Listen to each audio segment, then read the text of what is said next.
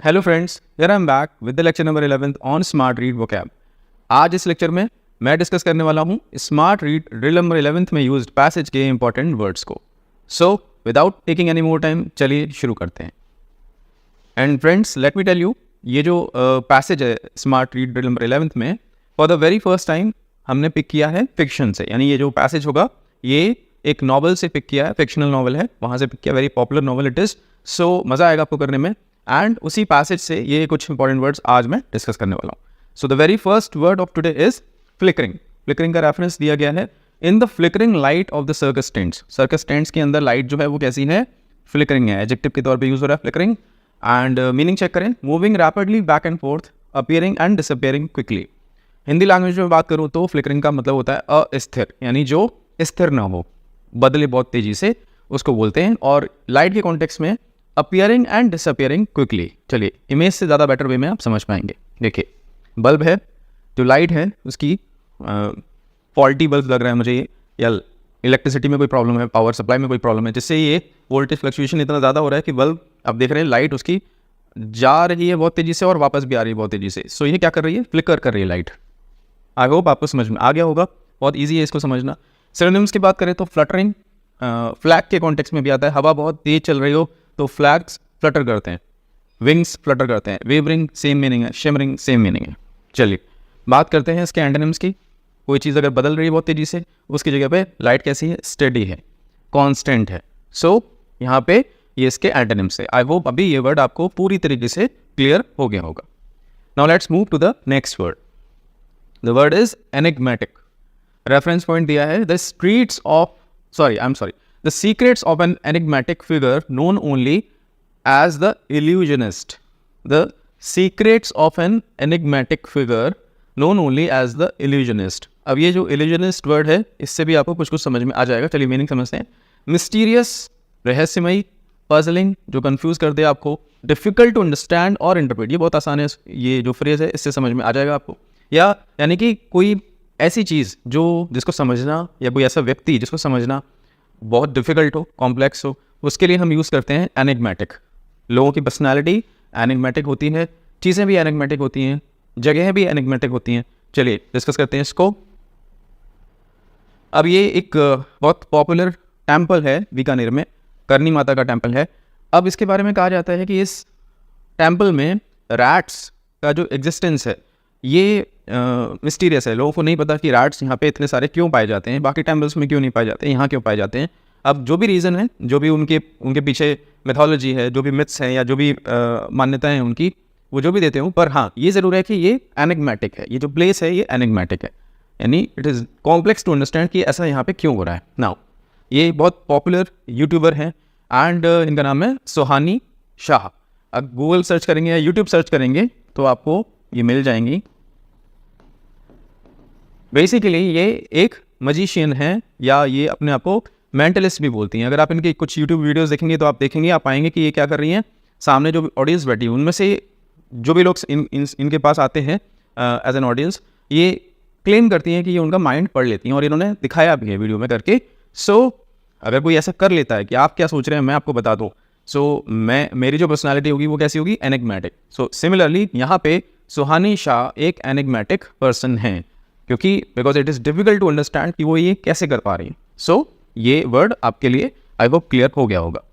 चलिए अब इसके सिनोनिम्स की बात करते हैं। क्रिप्टिक, याद करिए क्रिप्टिक आया था जब हमने डिस्कस किया था डिसाइफर।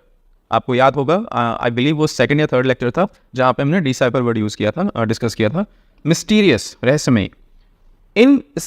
इनस्क्रूटेबल, यानी कि जिसकी स्क्रूटनी नहीं की जा सके, स्क्रूटनी जिसको जांचा ना जा सके, इनस्क्रूटेबल। नाउ एंटोनिम्स की बात करें, क्लियर, जो इजीली समझ में आ जाए, ऑब्वियस, स्ट्रेट फॉरवर्ड। ये अगेन बहुत इजी थे समझने के लिए। सो आई होप अभी ये वर्ड एनिग्मेटिक आपको पूरी तरीके से क्लियर हो गया होगा। Now let's move to the next word, labyrinthine. Labyrinthine का रेफरेंस दिया है labyrinthine passages of the circus. इससे कुछ भी क्लियर नहीं हो रहा है। मीनिंग क्या लिखा है? कॉम्प्लिकेटेड, इंट्रिकेट, लाइक अ मेज। इससे आपको ये समझ में आ जाएगा, लैब्रिंथीन, लाइक अ मेज। अब मेज क्या होता है आपने देखा होगा, और लैब्रिंथीन का जो एक बेसिक मीनिंग होता है हिंदी में उसे बोलते हैं पेचीदा, जो मतलब अगेन समझने में मुश्किल हो जिसको, या उसका उसका सोल्यूशन निकालने में, उसका तोड़ निकालने में मुश्किल हो। अब ये मेज़ है बेसिकली। ऐसा एक टॉय भी आता है जिसमें बॉल्स होती हैं और बाहर वो बॉल्स होती हैं बिल्कुल आउटर बाउंड्री में, और हमें उन्हें सेंटर में लेके जाना होता है। सो वो मेज़ होता है, ये भी एक मेज़ है। अब ये मेज़ फॉर्म में एक पार्क है। अब वैसे तो ये देखने में आसान लग रहा होगा कि अगर आपको बाहर मूव करना है तो आप कैसे जाएंगे, ऐसे जाएंगे, ऐसे जाएंगे, ऐसे जाएंगे, जैसे भी जाएंगे आप वहाँ पे फंस जाएंगे। मतलब आपको ये देखना होता है कि अगर आप यहाँ आए तो आप बाहर कैसे निकलेंगे। मेज़ का जो पर्पस होता है बेसिकली, जो पजल होता है, ये इसका जो सोल्यूशन होता है उसमें यही करना होता है, आपको बाहर निकलना होता है या बाहर से किसी चीज़ को अंदर लेके जाना होता है। नाउ ये आसान लग रहा होगा, लेकिन अगर हम ये बर्ड्स आई व्यू है इसीलिए, अदरवाइज अगर आप यहाँ पे हों, अगर ये जो बाउंड्रीज़ हैं अगर इनकी हाइट 7 फीट तक हो तो इट इज़ वेरी डिफिकल्ट आपके लिए अगर आप सेंटर में हो और आपको बाहर जाना हो, क्योंकि आप बार बार भटकेंगे, गलत जगह आ गया, गलत जगह आ गया। सो इट्स काइंड ऑफ मेज, लैबिरिंथीन। अभी इस वर्ड को वापस डिस्कस करते हैं। Now synonyms, complex, convoluted, intricate, तीनों एक जैसे इनका मीनिंग है। कॉम्प्लेक्स जो डिफिकल्ट है अंडरस्टैंड करने में। चलिए एंटोनिम्स की बात करें तो सिंपल, स्ट्रेट फॉरवर्ड, अभी स्ट्रेट फॉरवर्ड पहले भी आया था, direct. So this is it. ये वर्ड भी आपको समझ में आ गया होगा I hope. And guys once again, जैसा कि मैंने हमेशा कहा है, अगर आपको किसी वर्ड को लेके, उसके मीनिंग को, उसके एक्सप्लेनेशन को लेके कोई भी इशू हो, प्लीज़ कमेंट सेक्शन में आएँ एंड कमेंट करें and raise your questions, because जब तक आप क्वेश्चंस नहीं पूछेंगे you won't be able to understand more. I hope आपको पॉइंट समझ में आ रहा होगा, क्वेश्चन पूछना कितना इंपॉर्टेंट होता है। Now the next word is beguiling। beguiling का क्या रेफरेंस दिया है? A cast of characters as mysterious and beguiling as the circus itself. यानी जो सर्कस की जो बात हो रही है उसमें जो कैरेक्टर्स की जो पूरी कास्ट है वो उतनी ही मिस्टीरियस एंड beguiling है जितना कि सर्कस अपने आप में है। यानी जो राइटर है वो कह रहे हैं कि सर्कस मिस्टीरियस है, beguiling है। नाउ जो beguiling वर्ड है उसमें एक वर्ड है गाइल, GUILE, जिसका मतलब होता है डिसीव, यानी धोखा। अब beguile का मतलब हो गया धोखा देना। किस तरीके से, चलिए इसको समझते हैं। चार्मिंग और एन्चांटिंग इन अ डिसेप्टिव वे, यानी कि आपको मोहना किस तरीके से, डिसेप्टिव वे से, यानी कोई ना कोई डिसेप्शन है वहाँ पे। जो भी बातें आपसे की जा रही हैं, जो आपको दिखाया जा रहा है, उसके पीछे कोई मोटिव है जो कि सर्व करना है सामने वाले को। Often leading someone to be fascinated और मिसलेड। और जब सामने वाला ऐसा करता है, यानी अपनी चेहरे से, अपनी बातों से, अपनी स्माइल से अगर वो ऐसा करता है, यानी वो आपको क्या कर रहा है, मिसलीड कर रहा है, आगे की तरफ लेके जा रहा है, और वो उसका जो पर्पस है वो मिसलीड करने का है, पहले से ही उसने सोचा हुआ है। नाउ इसको समझते हैं एग्जांपल से। ये एक इमेज है जिसमें एक लेडी खड़ी हुई है, बहुत सुंदर सी लेडी है शोरूम के बाहर। और अगर रियल लाइफ सिचुएशन की बात करूँ तो दिल्ली में चांदनी चौक जो जगह है जहाँ पे शादियों से रिलेटेड, यानी ब्राइडल वेयर से रिलेटेड काफ़ी सारे शोरूम्स और शॉप्स हैं। वहाँ पे अक्सर आपने देखा होगा, अगर आप कभी गए हो तो, दुकानों के बाहर सेल्स गर्ल्स इसी तरीके से अच्छे से गेटअप में खड़ी होती हैं, and there primary purpose is कि आपको वो अंदर ले जाएं एक बार शॉप में।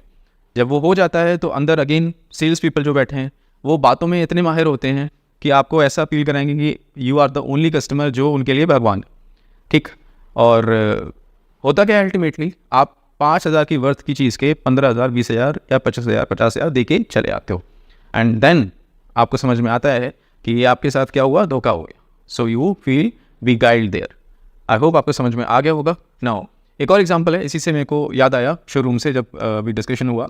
अक्सर आपने देखा होगा शोरूम के बाहर जब डिस्काउंटिंग चलती है तो वहाँ उसके बाहर ऐसे बोर्ड्स लगे होते हैं, 90% ऑफ, 80% ऑफ, 20%, इस तरीके का बोर्ड होगा, और उसके ऊपर लिखा होगा हैवी डिस्काउंट्स, हरी। क्लियर है? सो जब आप ऐसा बोर्ड देखते हो तो आपका दिमाग एकदम से खुल जाता है, अरे वाह मज़ा आ गया, चलो अंदर चलते हैं। इतना हैवी डिस्काउंट है, आपने सारे सामान उठा लिए जो भी आपको लेना था, जो नहीं भी लेना था वो भी उठा लिया क्योंकि डिस्काउंट इतना हैवी है। ना हुआ क्या, जब आप बिलिंग काउंटर पे पहुँचे, जब एक्चुअल बिलिंग हुई तब समझ में आया आपको कि अरे यार ये तो धोखा हो गया। अब धोखा इसलिए नहीं हुआ कि ये जो बोर्ड है वो आपको लगा कि ये हैवी डिस्काउंट है, एक्चुअली आपकी मैथ्स वीक है। अगर आप इसको कैलकुलेट करें तो क्या निकल के आएगा, देखिए 90% ऑफ, मान लेते हैं 100 रुपये की कोई चीज़ है और उस पर हमें देखना है कि कितना डिस्काउंट मिल रहा है। 100 रुपये की कोई चीज़ है, 1 2 3 4 5 6 जीरो से हमने 1 2 3 4 5, ये 5 जीरोस हमने कैंसिल कर दिया, 1 जीरो हमारा कैंसिल अभी नहीं हुआ है, 1 जीरो हमारा कैंसिल नहीं हुआ। चलिए 9 8 72 एंड 72 2 144, तो ये आ गया आपका डिस्काउंट, 14 रुपीज़ 40 पैसा, 100 रुपये पे आपको डिस्काउंट मिला। तो आपने कितने रुपए दे दिए उसको, आपकी जो बिलिंग हुई वो हुई 85.6 रुपीज़ की। जो आपको लग रहा था कि यार ये जो चीज़ ऑलमोस्ट फ्री में मिल जाएगी। सो ये बेसिकली आपके साथ क्या हुआ, बी गाइल। आपको आई होप आपको वर्ड अभी पूरी तरीके से क्लियर हो गया होगा।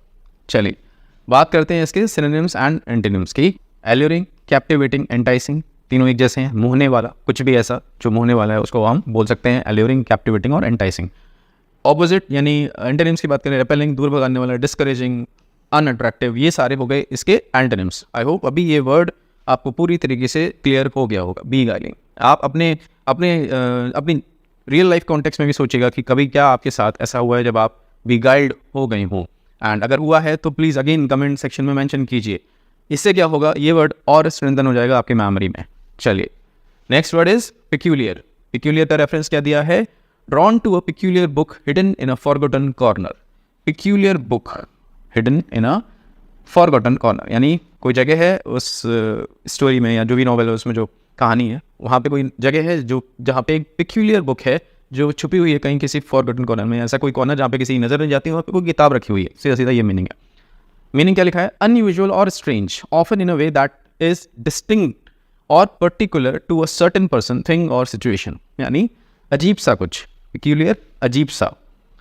किसी भी व्यक्ति के लिए वो चीज़ हो सकती है अजीब सी, किसी सिचुएशन को भी आप बोल सकते हैं वो पिक्यूलियर हो सकती है। चलिए समझते हैं इसको किसी एग्जाम्पल के साथ। चलिए ये क्या है, ये आप देख रहे हैं होर्डिंग है, ऊपर स्काई है, यानी नीचे जो दिख रहा है आपको, ये पूरी पिक्चर नहीं है, नीचे सड़क होगी ऑब्वियसली। जो होर्डिंग है बेसिकली, होर्डिंग ये जानबूझ के, जो एडवर्टाइजर है उन्होंने जानबूझ के इसको उल्टा लगाया है सो दैट आप रुकें और पढ़ने की कोशिश करें। क्योंकि अगर ये अपसाइड डाउन है तो आपका दिमाग बोलेगा यार पढ़ूँ तो सही, क्या चीज़ है ये, ऐसा क्यों है। तो ये जो तरीका हुआ, ये क्या कैसा तरीका हुआ, peculiar way of advertising things, peculiar. I hope अभी वर्ड आपको क्लियर हो गया होगा। चलिए इसके सिनोनिम्स क्या हैं, ऑड, यूनिक। अब ये जो होर्डिंग लगाने का तरीका था ये कैसा था, यूनिक, डिस्टिंक्टिव, अलग बिल्कुल। एंड एंटोनिम्स की बात करें तो कॉमन, ऑर्डिनरी एंड टिपिकल। तो ये हो गया है हमारे एंटोनिम किसके, पिक्यूलियर के। That's it guys, once again. अब क्या रिक्वेस्ट करता हूं मैं हमेशा आपसे, क्या करना है आपको जाना है smart read drill number 11th पे, अटेम्प्ट करनी है पूरी एक्सरसाइज विद एब्सोल्यूट फोकस। सारी चीज़ें अटेम्प्ट करनी है। पहले जो भी हमने वर्ड्स डिस्कस किए अगेन आपके सामने फ्लैश कार्ड्स आएंगे, वहाँ पे उनको देखना है वापस से, एग्जाम्पल्स होंगे उसमें। देन इन वर्ड्स के ऊपर पूरा एक क्विज होगा, वोकैबुलरी क्विज, उसको अटेम्प्ट करना है, चेक करना है कितने क्वेश्चंस आप सही कर पा रहे हैं। देन पैसेज आएगा, पैसेज पढ़ने के बाद आपको पैसेज के क्वेश्चन सॉल्व करने हैं। एंड फाइनली जब आप रिजल्ट स्क्रीन पे जाएंगे, आपकी परफॉर्मेंस रिपोर्ट जनरेट होगी, आपको मेंशन करनी है आपकी RC स्पीड, यानी रीडिंग कॉम्प्रहेंशन स्पीड कितनी थी आपकी, और आपका RC लेवल, यानी कि आपने कितना लेवल अचीव किया इस एक्सरसाइज में। ये दोनों चीज़ें आपको मेंशन करनी है कमेंट बॉक्स में, कमेंट सेक्शन में। अगर आप ऐसा करते हैं, it would be helpful for me to understand whether you are trading on the right path और नॉट। आई होप आपको समझ में आया होगा इसकी वैल्यू। चलिए, एंड एज आई सेड, मैं हमेशा ये बोलता हूँ, अभी मैंने थोड़ी देर पहले भी बोला कि हमेशा मैं लेक्चर्स में अपना नंबर डिस्कस करता हूँ, नंबर शेयर करता हूँ आपके साथ, which is 8979589366। I am available in WhatsApp on this number. Flat को लेके या किसी और लॉ एग्जाम को लेके कोई भी इशू आ रहा हो, please feel free to reach out to me. I am available for your help. So guys, this is it. जल्दी मिलता हूँ नेक्स्ट लेक्चर के साथ, नए वर्ड्स के साथ। Take care.